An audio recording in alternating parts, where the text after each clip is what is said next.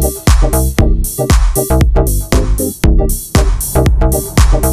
how's it going, everyone? I hope everyone's good. The inverter turned up this morning, which is quite cool. They tried to deliver it yesterday, which I don't know what happened, but something was weird with it.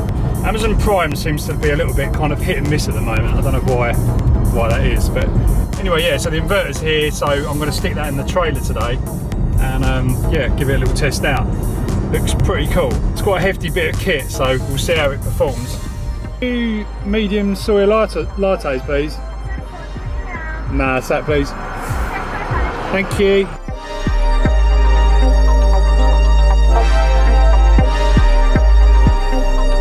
Right, back in the workshop, guys. Got the inverter here, so I'm just going to wire it up. You've got these little plastic nuts that kind of hold these covers on to reveal the input terminals. Pretty substantial cables with this, but they're not very long. Nice and tight. Well, that was a blooming good start. I dropped all these little... Where's the other one gone now? I dropped all these, took them off the terminal, and they fell in that hole. And I had to shake it upside down to get them all out.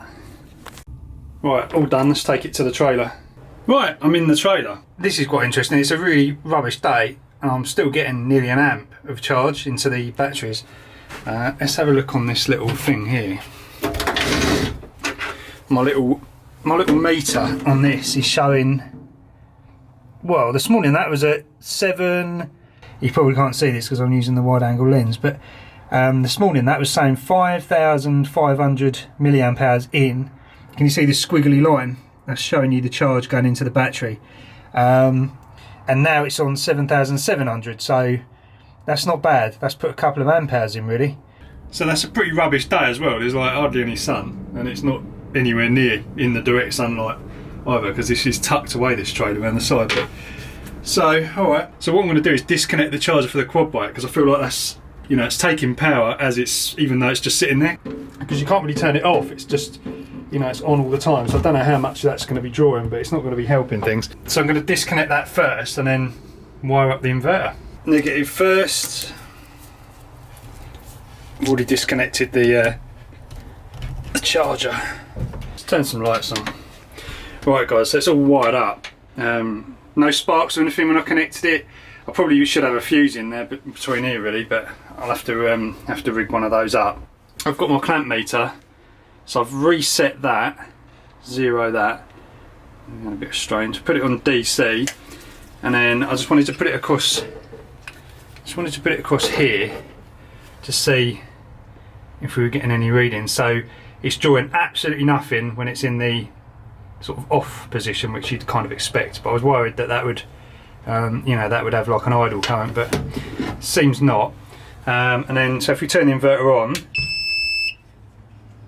we've got a little bit of a flicker on the old lights there, and then you can see there's about 0.5 of an amp. So you can see it's 0.5 of an amp there, so 500 milliamps. So yeah, if you leave it on, obviously it's not gonna help your battery situation. So I suppose we better try and plug something in and see if it works. Right, guys, so let's start with something really boring. Your normal household lamp. Plug that in there.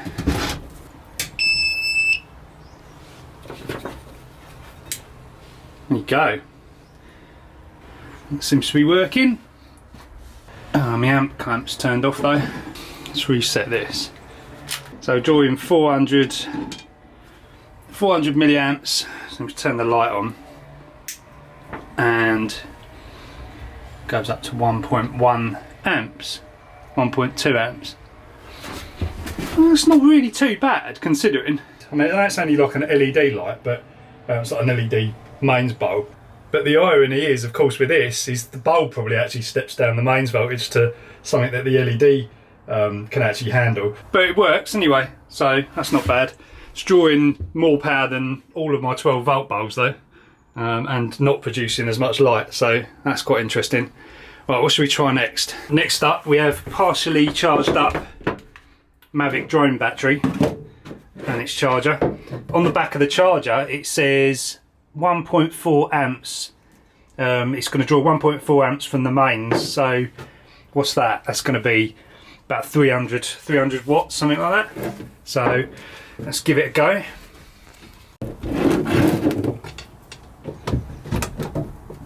Really need to use an extension lead, I think. These plugs seem a bit... So the battery's charging, there's no weird noises from the power supply, nothing seems to be strange, and our current is 6.6 amps. So that actually seems pretty reasonable. I've also got the lights on. My voltage has dropped down to 11.9 now, so you'd expect it to drop down a little bit. It does make you wonder though, it does make you wonder why, you know, we don't have like a kind of low voltage circuit in the house, you know, for stuff like this, because basically all you're doing is stepping it down. So you're going from the battery 12 volts to 240 volts back down to somewhere like 15, or I don't know what this battery is. But so when you do things like this, it starts to show up how kind of old-fashioned the system is, I suppose. I mean, you obviously need high voltage and quite a low current to get things like cookers and high power stuff to work. But for most of the electronics in a house, even with LED bulbs, you know, you don't need that power anymore, do you really? Right, time for some real world tests. TV set up, so we've got a TV, we've got a sound bar, and we've got obviously the other gubbins to do with it. Oh, I see. Licking your private parts on the table, great. So I'm around by Sarah's jungle. I've just got this extension lead which goes all the way outside. Now this does make me slightly nervous, plugging this into like £3 worth of TV and soundbar set up. But here you go. Big old dim on the old lights there. So everything's on standby and it's drawing about 4.5 amps. I think everything's on standby, I can't remember. Let's go inside then and see if it's working. Okay, so we have got an Apple TV on as well, so soundbar seems to be on as well. Little lights flashing. 5 amps, just and nothing's actually on. That sounds a bit weird. Look at that. So let's get some sound on as well. /recipe. Right, so far so good. Let's go and see if anything's melted. Right, so we're knocking on 14 amps from the 12 volt power supply. So yeah, it's quite a lot.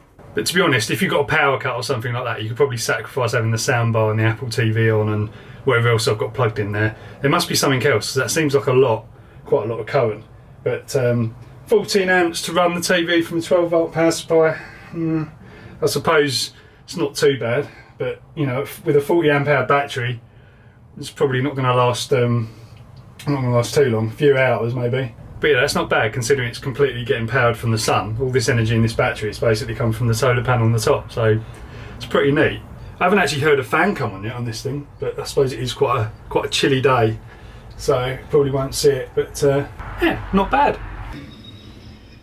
Right guys, it's a bit later now. I've fixed the inverter down in the trailer. Just kind of made it a little bit more neater so that it can, you know, obviously doesn't flap around when I move the trailer about. But yeah, generally pretty happy with that. I've been thinking possibly of a way to try and charge up the trailer, you know, if I need to, like an emergency, like a backup sort of power supply, whether I use actual mains, which is kind of going against the kind of philosophy of this thing. But I have got a charger which does actually charge like lead cell batteries, like gel cell or just lead acid batteries basically.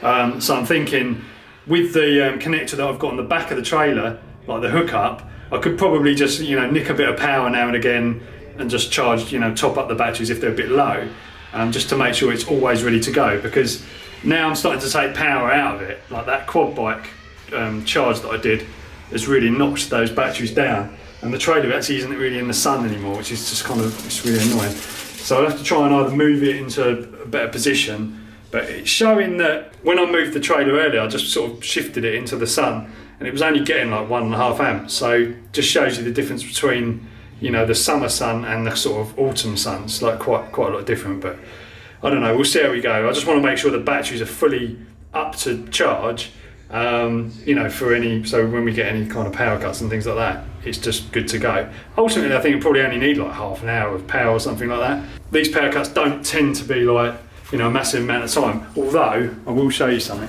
So here's what I'm talking about. So we got a power cut from 8:30 till 4:30 in the evening. So that is just crazy. But the good thing is it's the 7th of November. So now I've got this system. That's going to be all good. At least I've got the system now. That's the good thing. Like there's ways of doing it. Like if the battery power runs down, I could just flick onto. I could even plug it into the car 12 volt. To be honest, at least we've got like a temporary way of kind of surviving without any power, which is good. And it obviously with the advantage that it's using power from the sun, and the other advantage that I'm learning about this stuff as well, which is the main reason really. Ultimately, I want to get panels put on the house, but it is quite a big expense, and I'm just kind of working out the best way to go through with that. I definitely want to have panels on the house and like a sort of backup battery system as well, like a Tesla Powerwall or you know something else, whatever's best really. And then you know the whole house and everything else is all powered from that, and I think that is going to be the future. But right now, I mean, for the small investment that the inverters cost and what I already had kind of in the trailer, I think it's a good kind of experiment. So anyway, I'll show you the what I've done with the inverter. There's some other bits and pieces I've put back in the trailer now, so it's a bit chock-a-block. But okay, so the Christmas tree's on, but it's not being powered by solar. But that has created quite a lot of light.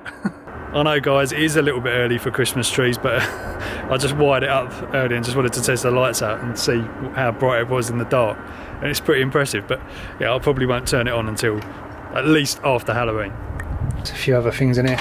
Right, let's get some lights on. Okay, so here's the setup again. It's just basically just tied it up a little bit.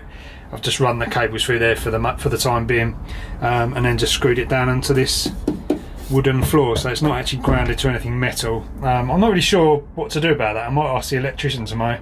There is a little ground strap on the back, but I don't know. We'll see how it goes. Voltage is sitting on 12 now, so you know it's gone down, definitely gone down. And I can't read the amp hours on there. Right guys, so in my infinite wisdom, I thought that little Turnigy meter thing that kind of tracks the milliamp hours was actually tracking just incoming current, and it seems like it's tracking both, because I had the lights on and I just noticed the numbers were going up even though nothing else was turned on. So anyway, hope you've enjoyed the video. Something a bit different, and just something quite practical, like, so that for those of you that sort of want to kind of experiment around with kind of solar stuff, hopefully it's been useful. And as I say, I really do want to get a proper system on the house, like a proper full-blown thing, so none of this, you know, will really matter. But I suppose it will, because you can, you know, obviously still use, you know, it's nice to have like little standalone systems to charge different things, because it's just, yeah, I mean, it's just really convenient. If you've got anywhere you can put a panel on and, you know, a bunch of batteries. Because there's something else I saw actually when I was looking on Amazon. There's like this little box, it's about that big, and it's got 40 amp hours worth of lithium ion batteries. I suppose they're using 18650 cells in there, but it's tiny, literally that sort of size. They were saying not much bigger than like an iPhone 7 Plus or something, and it's got like a 100-watt inverter in it, which isn't a lot, but that's still quite a bit for powering, you know, like power chargers, probably power the TV and things like that, just the TV on its own. Things like that. I don't know what else you could do with 100 watts. Just basically all these sort of annoying things that have transformers where you kind of, it would be better if you could just use the actual 12 volts in the first place, but nah, it looks quite interesting, but it was about 200 quid. So I mean, as a portable kind of supply, 40 amp hours in that sort of size and about that thick, check it out on Amazon if you're interested. Can't remember what it was called, but if you type in 40 amp hour UPS, I think that's what it was. I think I was searching for UPSs or something like that. I don't know. Anyway, waffling again. Hope you enjoyed the video. Subscribe if you're not already. Like it if you liked it. And catch you in the next one, guys.